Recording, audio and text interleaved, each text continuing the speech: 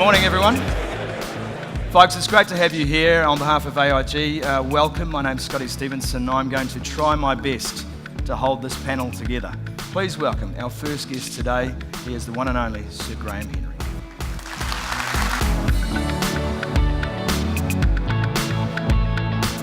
The kids who concentrate on getting the process right rather than worrying about the result.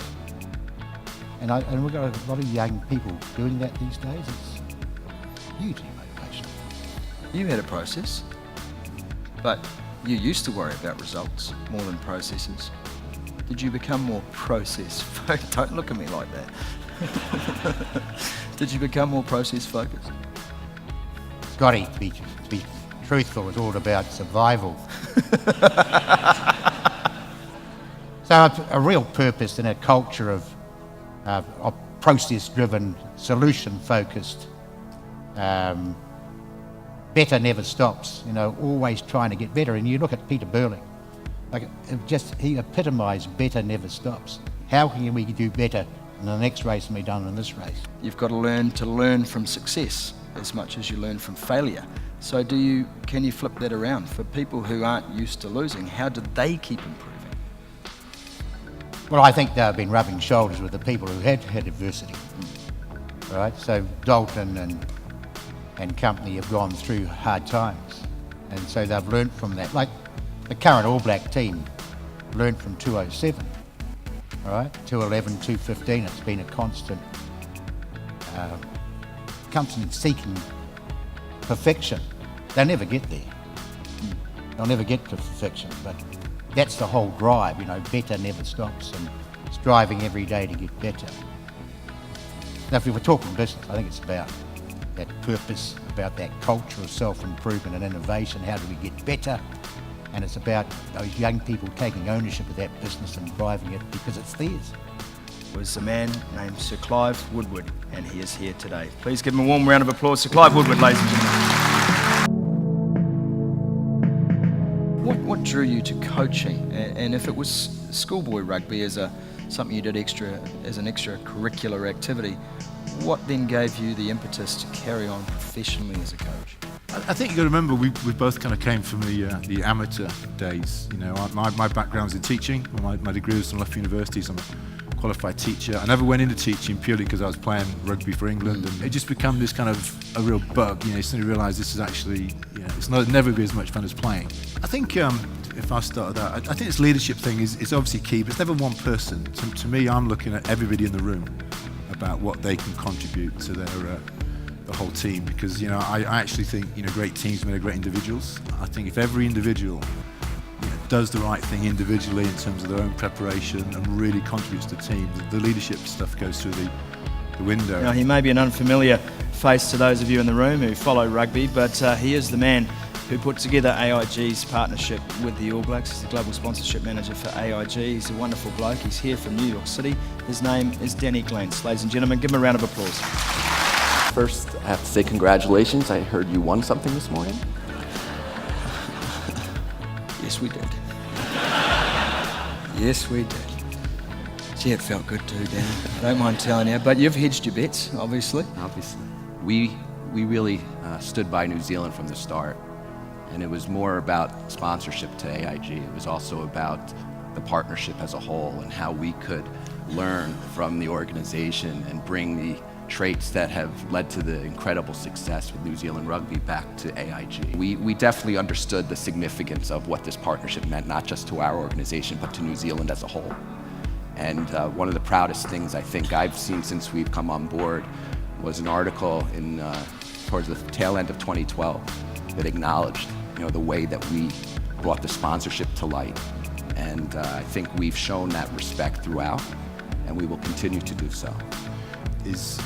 It is important that you work really closely with the sponsors. So you don't want them coming in and putting demands on you. That's when it can fall apart. So, and I found it, again, if you get around the table and you really understand what the sponsors trying to do and how you can help them. Our favourite line was, how can I help you? And if you do that, you can work very well with sponsorship. And I think rugby on the whole is very lucky in terms of the corporate clients it does actually collect. But it's how you activate the sponsorship, which I think AIG are doing really well. He's a man who made his name in broadcasting, ladies and gentlemen, as head of MediaWorks and TV3, now the chairman of New Zealand Rugby, Brent Impey. Give him a round of applause, folks. Well, funnily enough, the same principles apply in rugby as they do in media. You're dealing with talent, you're dealing with egos, you're dealing with people who are anxious about their performance every day, who get rated every day if you're on television, who are concerned about their performance, worried about the fact that they've got a short career. So the similarities are... Well, it's a lot. I mean, New Zealand rugby is a very unique beast. I mean, there is a lot of adage that many successful business people go into sports and leave their brains at the door, and the ego takes over when they get into the boardroom. I think we're beyond that. New Zealand rugby is a very finely tuned beast. It's a matter of managing the legacy of the All Blacks, which Graham, Richie, Sean are involved in, and the community game, the grassroots, the spirit of our country, if you like. So it's managing that. And the other side of the coin is having enough money to stop Ben Smith going to Bordeaux, or today Malachi Fekitoa going to Toulon. So you've got to make sure you've got the money in, but respect the past and make sure that the legacy continues. Very fine line. Last year, the first female board member was appointed. Her name is Dr. Farah Palmer. She's a 3-time World Cup winner with the Black Ferns, and she joins us now. Give her a round of applause, folks. I think women's rugby is a bit like a startup company, and there's an entrepreneurial thinking that goes around being involved in a part of the game that maybe hasn't been as resourced as well as other parts of the game in the past. So I think you come with a different mindset, and I don't think you have to have a strong rugby background in order to be an effective governing person, but you just need to think diversely, and maybe that comes with being a woman or being Māori or being a Pacifica person, but you just have to think about things differently, and I think that adds value to the business of rugby. What was the first thing Dr. Farah challenged you on, Brent, as a board? She challenges on everything, which is great. It's around getting those participation numbers up and a pathway, a pipeline, if you like, for women. I'm of the view that we could make women's sevens the #1 team sport for women in our country within a very short time. But to do that, we've got to put some structures into place. So little girls play with little boys up to about the age of 9. Then they split, and there's not that pathway through. So we've got to develop ways for our young girls to play the game up until they go to secondary school, to then have a secondary schools program, to then develop that post-secondary school through clubs and provinces. We've got a long way to go. Encouragingly though, there were 16,000 women playing the game in 2015, and we set a goal of getting to 20,000 by the end of 2020. We hit it in 2016. So that target is now revised up to 30,000, and you see it with the sevens. There's a thing called the Condor Sevens, which is played in the first week of December, secondary school sevens, and the number of girls teams in 1 year jumped from 16 to 32. Talking about the game, but gee, he could play it as well. Give a warm round of applause, please, for Sean Fitzpatrick.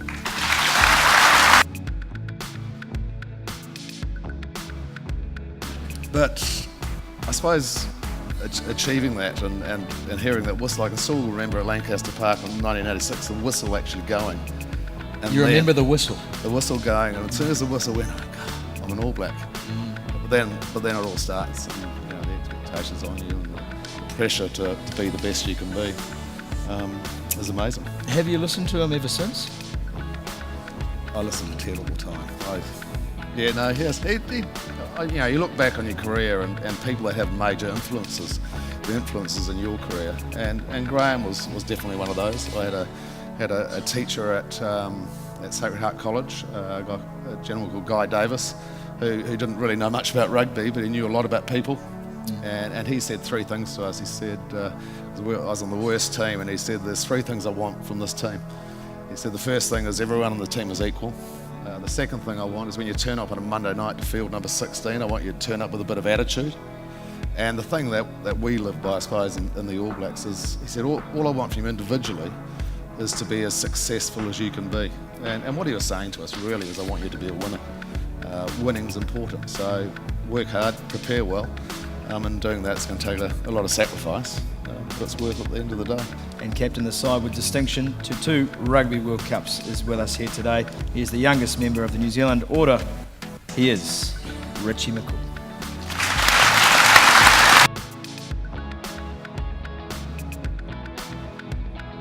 But I remember sitting down with Steve Hansen after he'd been appointed coach, and the discussion we had actually really triggered something inside, you know, like doing something that a lot of people would say is hard to do, where, you know, what's the motivation like, you know, where can you take the team after you've achieved what you've been set out to do for a long time, to do it again, and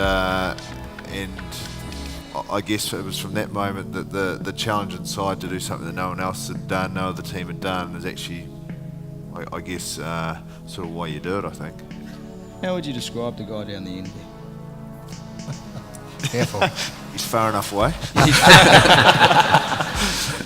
Oh, look,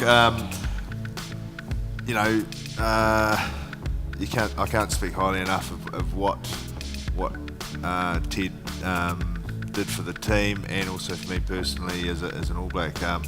When, you know, in 2004 when he took over, I actually think the All Blacks were at a fair crossroads in terms of culture, quite a few things, and to be able to change and create an environment where, you know, it was actually exciting to be coming back to the All Blacks, not a fear of what sort of pressure is going to be there. Actually embracing that, you know, came from his leadership. Yeah, well, 2007. People ask me, you know, was that your worst moment playing the All Blacks? And probably for 3 years after, I said yeah.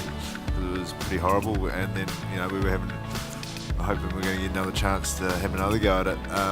But I firmly believe, had we not gone through what happened in 2007, 2011 and 15 wouldn't have happened like it did.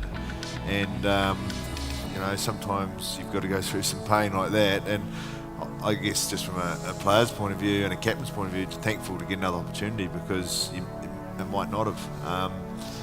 And yeah, so I look back on now, although it was tough, it was probably the best thing that happened to myself and the team. But once again, to Sir Graham Henry, Sir Clive Woodward, Danny Glantz, Brent Impey, Dr. Farah Palmer, Sean Fitzpatrick and Richie McCaw. Thanks, guys. It's been fun. Cheers. Thanks, everyone, on behalf of AIG.